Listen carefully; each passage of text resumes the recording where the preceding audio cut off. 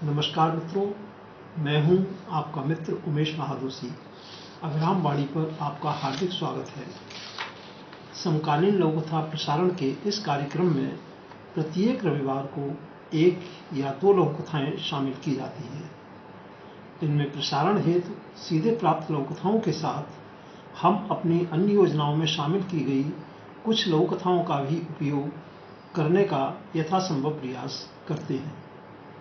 लघुकथाकार मित्र अपनी लघुकथाएं हमारे ईमेल पर भेज सकते हैं। नई पीढ़ी की लघुकथाओं के चयन में हमारा प्रयास रहता है कि ये लघुकथाएं सामान्य पाठकों की पसंद एवं समझ के अनुरूप हों। अनूठी लघुकथाएं कार्यक्रम के स्थान पर नई पीढ़ी की लघुकथाएं कार्यक्रम अगली सूचना तक जारी रहेगा।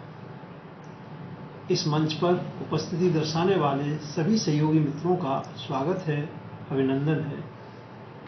तो आइए हम आरंभ करते हैं कार्यक्रम नई पीढ़ी की लघुकथाएं।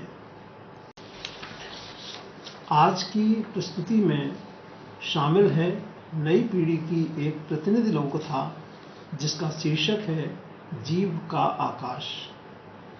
श्री रजनीश दीक्षित जी की इस लघुकथा का वाचन उमेश महादोशी यानी मेरे द्वारा किया जा रहा है।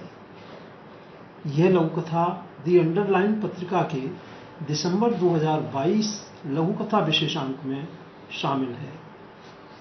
तो प्रस्तुत है श्री रजनीश दीक्षित जी की लघुकथा जीव का आकाश।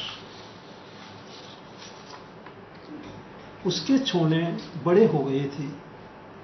उनकी खालों पर काले, भूरे और सफ़ेद छाप उनकी सूरत को मन भावन बना रहे थे। दोनों मेमने कलाबाजी करते कभी बाड़े में, कभी दालान में, तो कभी गली में चौकड़ी भरते, तो घर के बच्चे तो बच्चे बड़े भी खुश हो जाते। दिन भर की धमा चौकड़ी के बाद थककर शाम को मालिक उन्हें खूंटे से बांध देता और सुबह होते फिर खोल देता।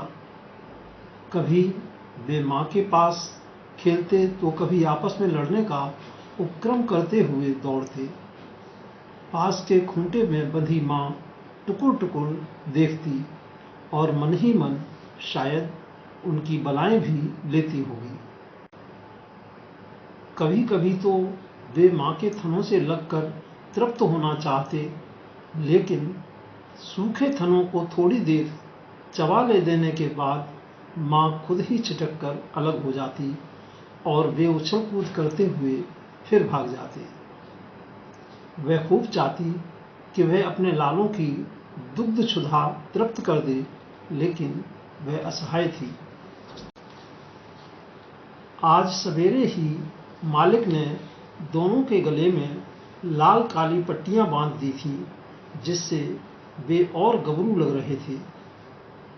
आज वे दोनों माँ के पास ही खूंटे पर बंधे हैं। माँ का मन बहुत व्यथित है। जब से वह सुरमा लगाए, तहमद और चीकट बंडी पहने अजीब सी मुखाकृति वाला आदमी दोनों मेमनों को लालची निगाहों से देख कर गया है, उसे खूंटे पर चैन नहीं है। आज उसने चारे को मुंह भी नहीं लगाया है। सांझ ढल गई, दिन भर निढाल सी पड़ी रही वह आदमी फिर आ गया है। शायद भीतर बाड़े में मालिक के साथ उसके जिगर के टुकड़ों का सौदा तय हो रहा है। वह अपनी जगह से ताकत लगाकर उठी, दोनों के पास गले की रस्सी खींचकर पहुंच गई। उसके थनों में खूब दूध उतर आया है। दोनों मेमने माँ के आंचल से लग दूध के निवाले गटकने लगे। आज कई महीनों बाद उनके पेट की आग ठंडी हो रही है और उनकी माँ की आंखें निपट शून्य में ठहर आदमी के पेट की भूख नापने की असफल कोशिश कर रही हैं, जो शायद रोटी से अतृप्त है। श्री रजनीश दीक्षित जी की इस लघुकथा जीव का आकाश के साथ हम लेते हैं आपसे विदा। आगामी रविवार को फिर मिलेंगे।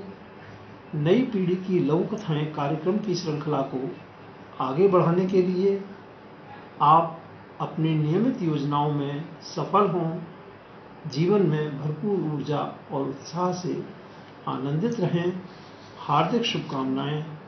नमस्कार मित्रों।